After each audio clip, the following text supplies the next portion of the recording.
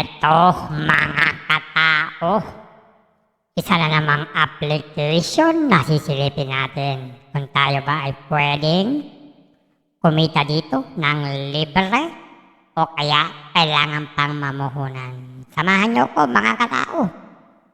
Pero bago nyo ko samahan, pakiclick naman ang subscribe button and bell button para naman alam nyo kung meron tayong bagong video. Lalo na yung mga earning apps.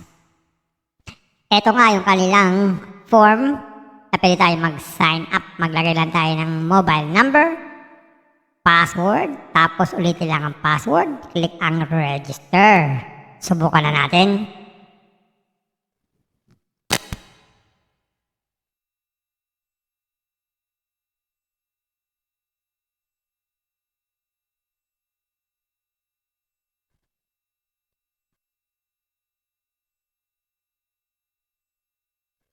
Yan, ganyan lang. Click natin register. Ito mga katao, naka-sign up na tayo, naka-register na. At dito nga, makikita natin meron tayo agad na account balance na 150. Subukan natin sa ating option 1 na libre-libre. Kung mawilibre natin itong 150 kahit wala pa tayong ginagawa. Pero bago natin subukan, maglagay tayo ng bank natin dito sa bank. Click natin itong bank. Yan, click natin itong positive.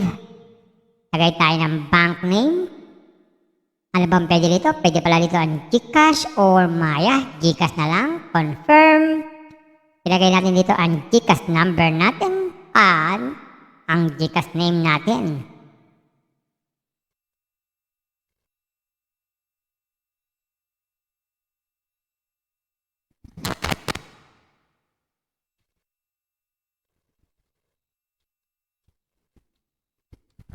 Yan, mga katao, confirm.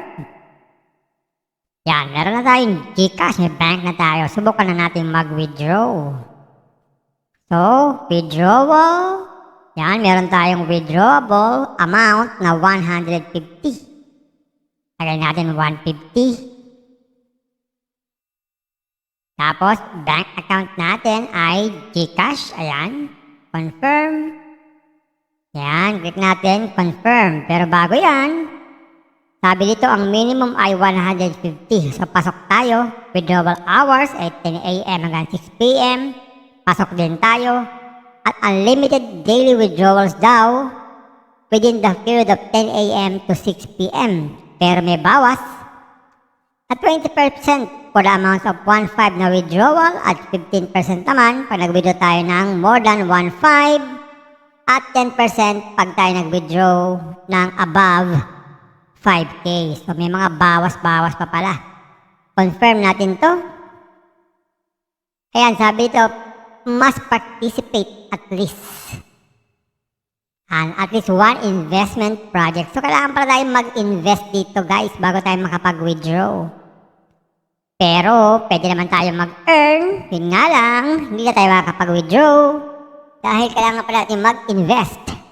So, palakay natin yung ating 150 para tayo makapag-invest. So, para mapalaki daw yan, agawin lang, click lang tong team. Tapos, click lang tong go to invite. Pag may sumali sa ating link, pag may na-click ng link natin, ating invitation link, meron tayong rewards sa madadagdagan ng ating 150. At madadagdagan yan, pwede na tayong invest. So, check natin yung mga investment dito sa home. Yan. So, pinakamalit na investment pala dito ay 300 pesos. Ito ay good for 45 days. So, sabihin, pwede tayong cash in or deposit ng 150 dahil meron na tayo 150. Kita tayo ng 45 every day.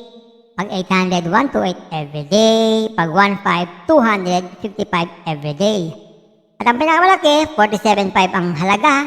Meron tayong 10 for 50 every day. So, 4 days, bawi ang puhunan. Pero bago tayo maka-invest, kailangan natin mag-deposit. Recharge. At meron silang natawag na JCB VIP. Dito naman, yan. So, dito naman, ang pinakamalit ay 300 pesos. Ang kita, daily income nito, 200 pesos ang puhunan. Ba, laki lang ang tubo Pag naman 500 ang puhunan, meron tayong 250 daily. Pag naman 1K, meron tayong 500 every day. So dito guys, makikita natin, ano ba itong 500? Pag click itong buy, 3 days lang po yan. So within 3 days, mababawi natin yung ating pinuhunan na 500 pesos. Pero, tandaan natin to. Pag ganitong mga application, may sistema ito. Hindi ganun lang. Kailangan lang, pag tayo po ay mag-i-invest dito sa JCB VIP, kailangan may investment tayo sa JCB. Yan ang katumbas. Mag-invest tayo ng 300 sa JCB 1, pwede tayo mag-invest sa JCB VIP 1. So, hindi tayo makapag-invest sa JCB VIP pag wala tayong investment sa JCB. Pero pwede naman tayo mag-invest lang dito sa JCB. Yun nga lang, aantayin natin ang ating income sa maturity. Kagaya itong 300 pesos. Wait pa tayo ng 65 days bago tayo makapag-withdraw. Yan. Kailangan mabuo natin yan. As yung total na ating income ay mawi-withdraw natin sa pagdating ng 65 days. Pero kung sabay tayo nag-invest, na-invest tayo sa JCB and JCB. Sa JCB, everyday ang withdrawal. Pwede. Yan. Ganyan po ang mga sistema ng ganitong application. Baka sobrang matuwa tayo, mag-invest agad tayo. So, isipin natin mabuti. Dito sa user, i-recharge. Click lang itong recharge. Mamili ng amount. Yan. Pwedeng Gcash 1. Yan. Or Gcash 2. Gcash 1 na lang.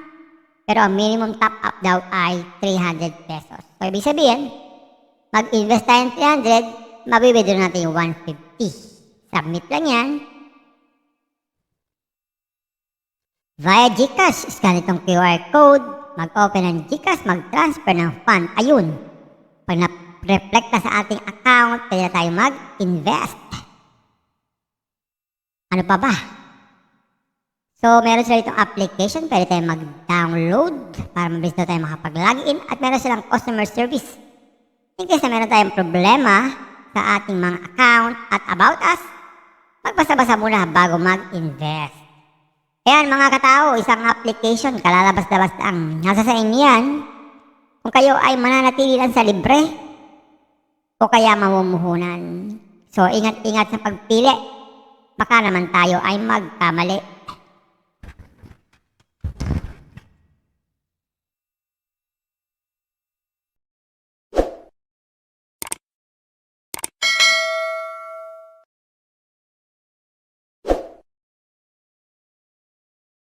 Ito mga katao, naka-sign up na tayo, naka-register na. At dito nga, makikita natin meron tayo agad na account balance na 150.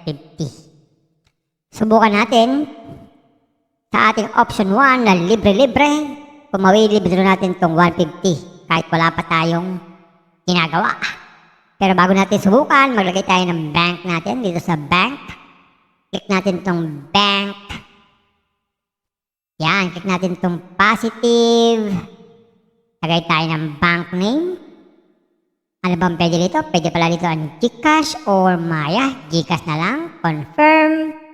Ilagay natin dito ang Gcash number natin at ang Gcash name natin.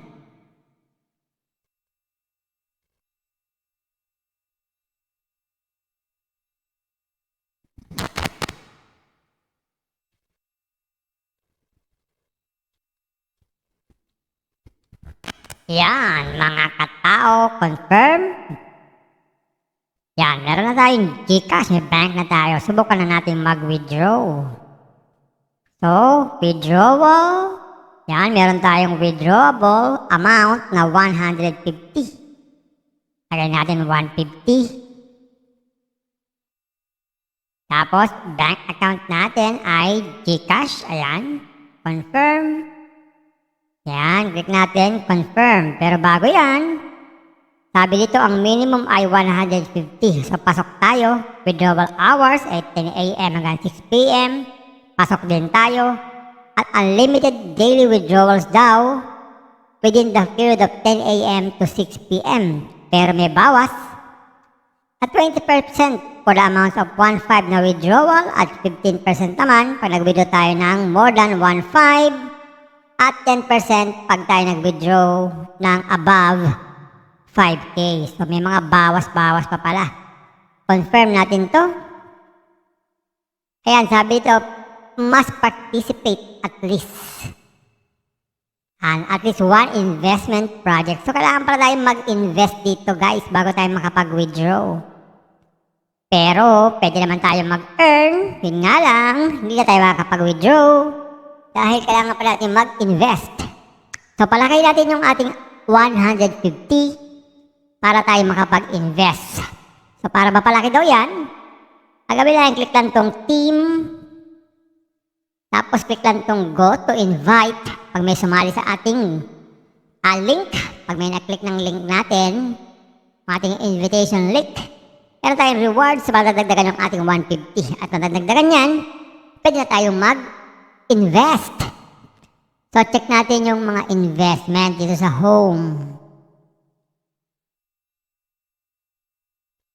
Yan. So pinakamalit na investment pala dito ay 300 pesos. Ito ay good for 45 days. So sabihin, pwede tayong mag cash in or deposit ng 150 dahil meron na tayo 150. Kita tayo ng 45 every day. Pag 800, 128 every day. Pag 15, 255 every day. At ang pinakamalaki, 47.5 ang halaga. Meron tayong 10 for 50 every day. So 4 days, bawi ang puhunan.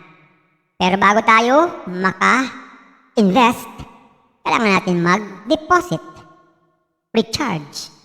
At meron silang tinatawag na JCB VIP. Dito naman, yan. So dito naman, ang pinakamalit ay 300 pesos. Ang kita, daily income nito, 200 pesos ang puhunan. Ba, laki lang ang tubo Pag naman 500 ang puhunan, meron tayong 250 daily. Pag naman 1K, meron tayong 500 every day. So dito guys, makikita natin, halimbawa itong 500, pag click itong buy, 3 days lang po yan. So within 3 days, mababawi natin yung ating pinuhunan na 500 pesos. Pero, tandaan natin to, pag ganitong mga application, may sistema ito, hindi ganun lang. Kailangan lang, pag tayo po ay mag-i-invest dito sa JCB VIP, kailangan may investment tayo sa JCB. Yan ang katumbas. Mag-invest tayo ng 300 sa JCB 1, pwede tayo mag-invest sa JCB VIP 1. So, hindi tayo makapag-invest sa JCB VIP pag wala tayong investment sa JCB. Pero pwede naman tayo mag-invest lang dito sa JCB. Yun nga lang, aantayin natin ang ating income sa maturity. Kagaya itong 300 pesos. Wait pa tayo ng 65 days bago tayo makapag-withdraw. Yan. Kailangan mabuo natin yan. Kasi yung total na ating income ay mawi-withdraw natin sa pagdating ng 65 days. Pero kung sabay tayo nag-invest, na-invest tayo sa JCB and JCB. Sa JCB, everyday ang withdrawal, pwede. Yan, ganyan po ang mga sistema ng ganitong application. Baka sobrang matuwa tayo, mag-invest agad tayo. So, isipin natin mabuti. Dito sa user, i-recharge, click lang itong recharge, mamili ng amount. Yan, pwedeng GCash 1. Yan, or GCash 2. GCash 1 na lang. Pero ang minimum top up daw ay 300 pesos. So, ibig sabihin, mag-invest tayo ng 300, mabibidyo natin yung 150. Submit lang yan. Via GCash, scan itong QR code, mag-open ng GCash, mag-transfer ng fund. Ayun. Pag na-reflecta sa ating account, pwede na tayo mag-invest. Ano pa ba? So, So, meron sila itong application, pwede tayong mag-download para mabilis daw tayo makapag-login at meron silang customer service. In case na meron tayong problema sa ating mga account at about us, magbasa-basa muna bago mag-invest. Ayan mga katao, isang application, kalalabas-labas lang. Nasa sa inyo yan. Kung kayo ay mananatili lang sa libre o kaya mamumuhunan. So, ingat-ingat sa pagpili. Baka naman tayo ay magkamali.